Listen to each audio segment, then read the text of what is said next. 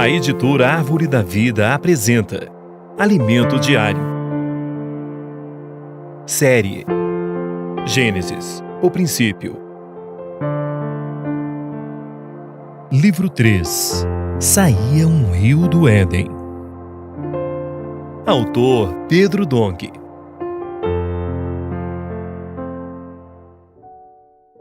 Semana 4. A queda do homem. Quarta-feira. Ler com oração. Em verdade vos digo, se o grão de trigo caindo na terra não morrer, fica ele só. Mas se morrer, produz muito fruto. João 12, 24. A auxiliadora idônea. É necessário concluirmos o assunto iniciado na semana anterior. Por isso, retomemos os versículos de Gênesis que nos revelam aspectos muito importantes sobre a auxiliadora criada para cooperar com o homem. Disse mais o Senhor Deus: não é bom que o homem esteja só. Far-lhe-ei uma auxiliadora que lhe seja idônea.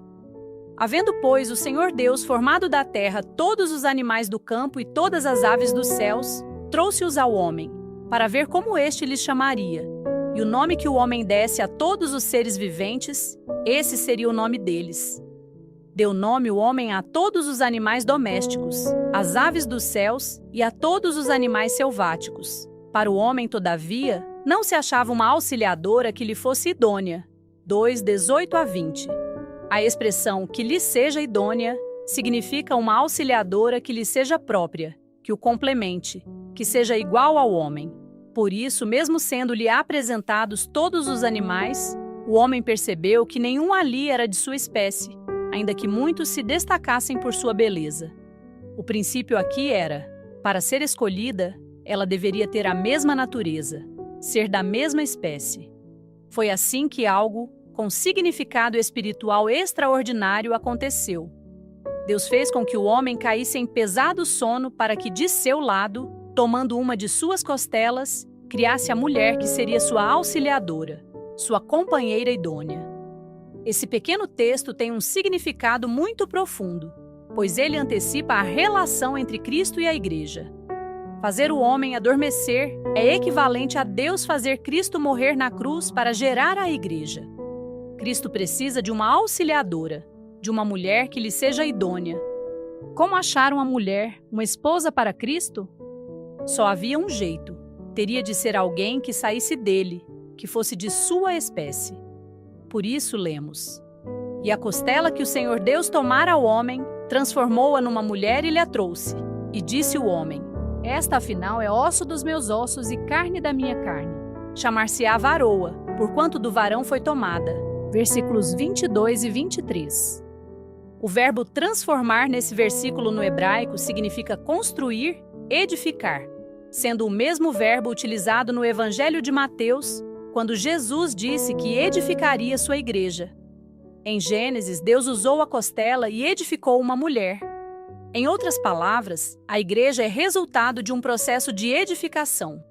Cristo era o Filho unigênito de Deus. Por isso, era o único a ter a vida e natureza do Pai. Não havia na terra nenhum animal que fosse de sua espécie. Por isso, Deus enviou seu Filho à terra, à semelhança de homem. Ele foi obediente até a morte, e morte de cruz. Deus resolveu nosso problema do pecado e nos garantiu eterna redenção. Ele resgatou o homem pecador de volta para si. Então Deus o glorificou, ressuscitando-o dentre os mortos. Como Deus a cumpriu plenamente a nós, seus filhos, ressuscitando a Jesus. Como também está escrito no Salmo 2: Tu és meu filho, eu hoje te gerei. Atos 13, 33. Se Cristo já era o Filho unigênito de Deus, por que este agora diz: Tu és meu filho, eu hoje te gerei? Quando Cristo foi novamente gerado como Filho, em sua ressurreição, quando veio à terra, ele tomou a forma de um homem. Por isso, esse homem precisava ser admitido em Deus. Então, na ressurreição, Jesus já não era o único filho, mas o primogênito, o primeiro de muitos que viriam. Como o grão de trigo que, ao ser plantado, precisa morrer para frutificar, assim ocorreu na ressurreição de Jesus, porque Deus já tinha a intenção de gerar os muitos filhos a partir do primogênito. Nós não tínhamos a vida de Deus nem participação em sua natureza, Mas quando Cristo morreu na cruz e ressuscitou, produzindo muitos grãos, todos que cremos em Jesus passamos a ter a redenção. No instante em que Cristo adormece, em que ele morre na cruz, algo muito profundo e extraordinário acontece. De seu lado saiu sangue para nossa redenção e água para nos dar vida. Foi assim que passamos a participar da vida e natureza divinas. Todos que creram se tornaram filhos de Deus e participantes dessa natureza. E assim, a igreja foi gerada do lado de Cristo, como Eva surgiu da costela de Adão. Entende agora por que Jesus não poderia adotar qualquer organização religiosa ou ONG, organização não governamental, para ser sua auxiliadora idônea?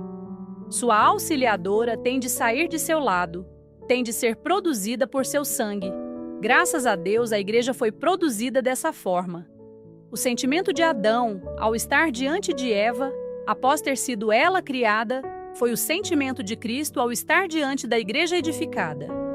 A mulher saiu do homem, portanto, os dois são uma só carne. Isso é simbólico para nos revelar que homem e mulher voltam a ser uma só unidade, assim como Cristo e a igreja.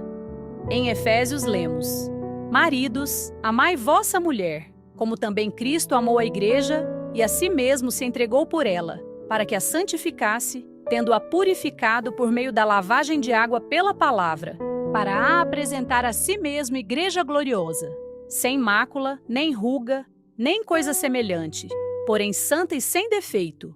Efésios 5, 25 a 27. Como é que Deus edifica a igreja? Pela palavra que sai de sua boca, que recebemos todo dia, toda semana, e que nos tem lavado quando fazemos nela a imersão ultra refinada, quando dormimos ouvindo-a, dormir com Deus. Acordamos ouvindo-a, acordar com Deus, quando fazemos sua transcrição. Isso tem removido de nós os elementos que não têm nada a ver com Cristo e ainda tem infundido todos os elementos de Cristo em nós. A mulher deve ter a mesma vida e natureza de Cristo. À medida que as impurezas são de nós retiradas, teremos a realidade do que lemos. Seremos a igreja, a auxiliadora idônea santa e sem defeito. Apesar de a queda do homem ter corrompido a perfeição da unidade entre o homem e a mulher, entre Cristo e a igreja, há um exemplo de perfeição. Eis porque deixará o homem a seu pai e a sua mãe, e se unirá à sua mulher, e se tornarão os dois uma só carne. Grande é este mistério, mas eu me refiro a Cristo e à igreja. Efésios 5, 31 e 32. Aleluia! Fazemos parte da auxiliadora idônea. Não somos quaisquer pessoas. Participamos da vida e natureza de Deus. Somos a igreja. Agora, anote conforme o que você recebeu na leitura de hoje: a luz na palavra, a direção, a admoestação. Ore e faça um grito de guerra com base nesses itens para que a palavra profética seja sedimentada em seu coração. Esperamos você amanhã para mais uma leitura do Alimento Diário. Baixe e desfrute do nosso aplicativo EAD Play, disponível na Play Store e App Store.